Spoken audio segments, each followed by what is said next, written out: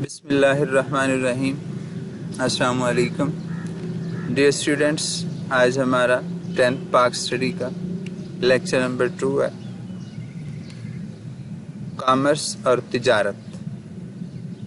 بھٹو دور میں بہت سی انڈسٹریز کو نیشنلائز کیا گیا، مراد اپنی تحویل میں گورنمنٹ میں لیا، اور اس کے اب ہم منفی اور مثبت اثرات پڑھ رہے ہیں۔ تو آج ہم شروع میں دیکھیں گے کہ کامرس اور تجارت پر کیا مثبت اور منفی اثرات ہوئے۔ اس کے مثبت اثرات جو سامنے آئے، ان میں جب یہ صنعتیں گورنمنٹ کی تحویل میں آئیں تو پیداوار میں اضافہ ہوا، مشینری اور خام مال کی درآمدات جو تھی، درآمدات سے مراد ہوتا ہے کسی چیز کو اپنے ملک میں منگوانا دوسرے ملک سے اپنی ضرورت کے تحت۔ پاکستان کا جو تجارت کا توازن تھا وہ بہتر ہوا، برآمدات یعنی دوسرے ملکوں کو جو چیزیں ہم نے بیچیں ان میں کچھ بہتری آئی۔ پاکستان کی برآمدات میں اضافہ ہوا، زراعت کے حوالے سے کافی بہتری آئی۔ منفی اثرات میں اگر دیکھیں تو افراط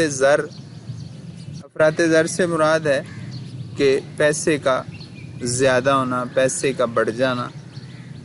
تنخواہ دار طبقہ اس سے، کیونکہ جب افراط زر ہوتی ہے تو مہنگائی بڑھتی ہے، تو تنخواہ دار طبقہ اس سے بہت متاثر ہوا۔ مشینری اور سامان تعیش سے مراد ہے عیاشی، آرام و سکون کا سامان منگوایا گیا دوسرے ملکوں سے، ملکی خزانے پہ بوجھ پڑا، تیل کی جو قیمتیں ہیں وہ بڑھیں۔ تو اس طرح یہ منفی اثرات تھے۔ بڑا اہم سوال اب ہم ڈسکس کرنے جا رہے ہیں، وہ ہے 1973 کے آئین کے اہم پہلو۔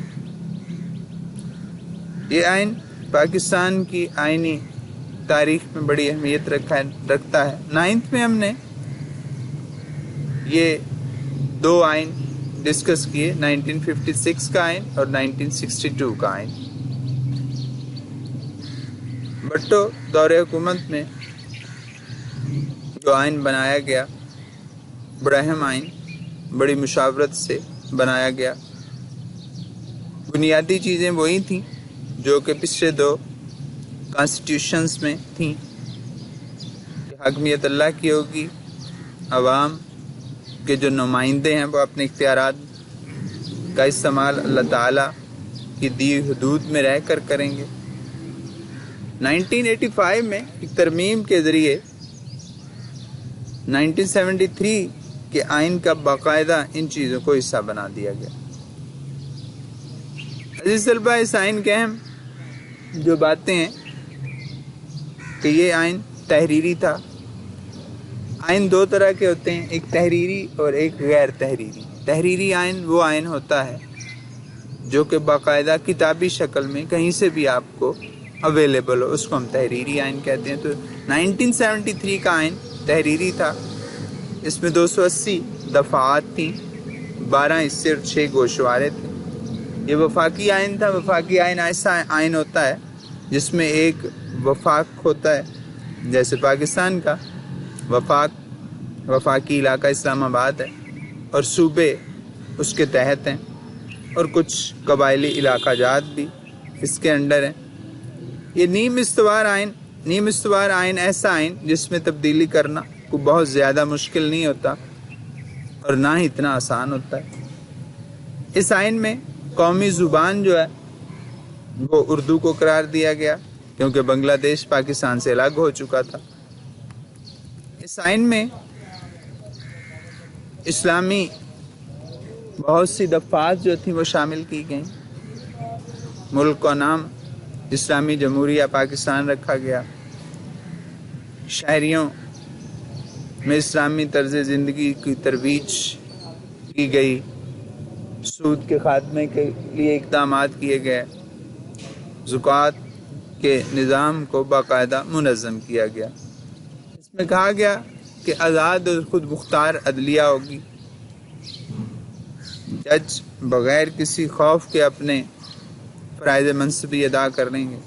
یہ ایک پارلیمانی آئین تھا، یعنی جس میں ایک پارلیمنٹ ہوگا جس کے 2 ایوان ہوں گے، ایک ایوان بالا اور ایک ایوان زیری۔ ایوان بالا سینٹ اور ایوان زیری قومی اسمبلی۔ صدر جو ہے وہ ملک کا سربراہ ہوگا اور وزیر اعظم جو ہے وہ حکومت کا سربراہ ہوگا۔ آئین کی بالادستی ہر صورت میں ہوگی، کوئی شخص بھی آئین میں کوئی تبدیلی نہیں کر سکتا، اس پر غبداری کا مقدمہ چلایا جائے گا۔ کچھ آئینی ادارے بنائے گئے جس میں مشترکہ مفادات کی کونسل تھی، قومی اقتصادی کونسل تھی، قومی مالیاتی کمیشن، الیکشن کمیشن اور وفاقی محتسب وغیرہ۔ یہ ادارے آئین کی حدود میں رہتے ہوئے اپنے فرائض سر انجام دیں گے۔ اس آئین میں جو مقننہ تھی وہ 2 ایوانی تھی، جیسے پہلے ذکر ہوا کہ ایک ایوان بالا اور ایک ایوان زیری۔ ایوان بالا یعنی سینٹ، اپر ہاؤس، اور لوئر ہاؤس یعنی قومی اسمبلی کو کہا گیا۔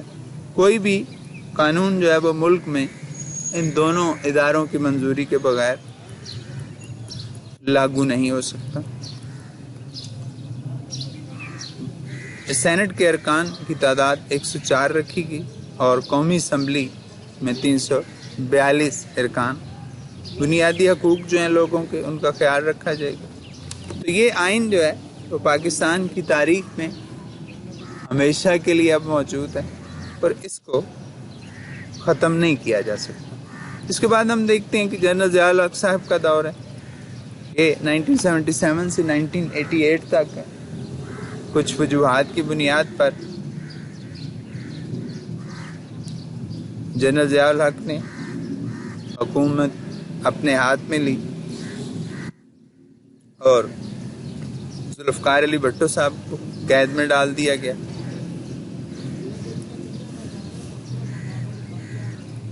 حالات ملک کے بڑے خراب تھے،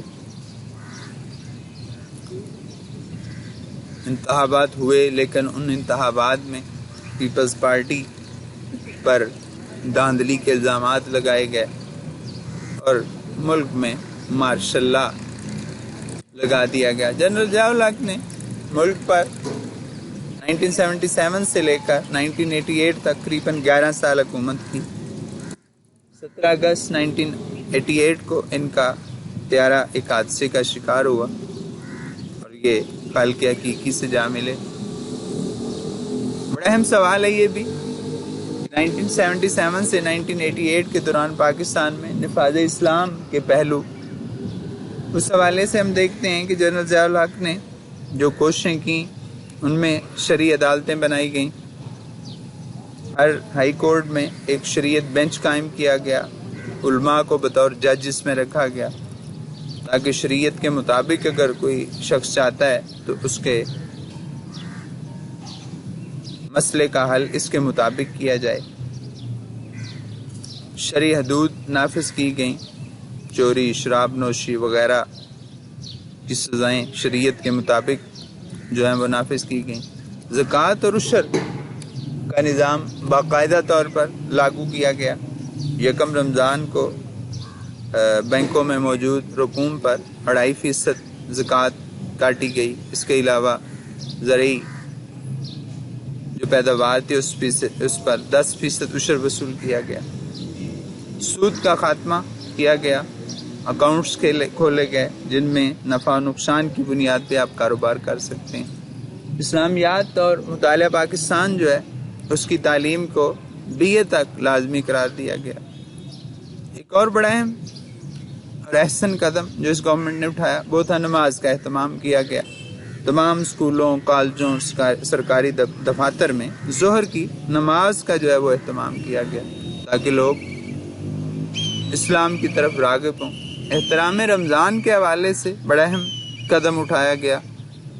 روزہ خوروں کو 3 ماہ قید اور 500 روپے جرمانہ کی سزا سنائی گئی تاکہ لوگ رمضان کا احترام کریں۔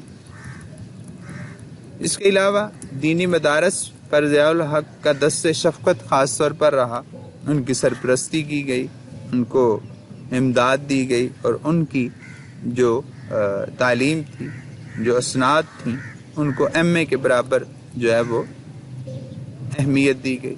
عربی کی تعلیم لازمی قرار دی گئی۔ جماعت ششم سے ہشتم تک اب بھی یہ سلسلہ چل رہا ہے، گورنمنٹ اسکولوں میں عربی لازمی ہے۔ اس کے علاوہ اگر کوئی عربی رکھنا چاہتا ہے تو وہ ایم اے تک موجود ہے۔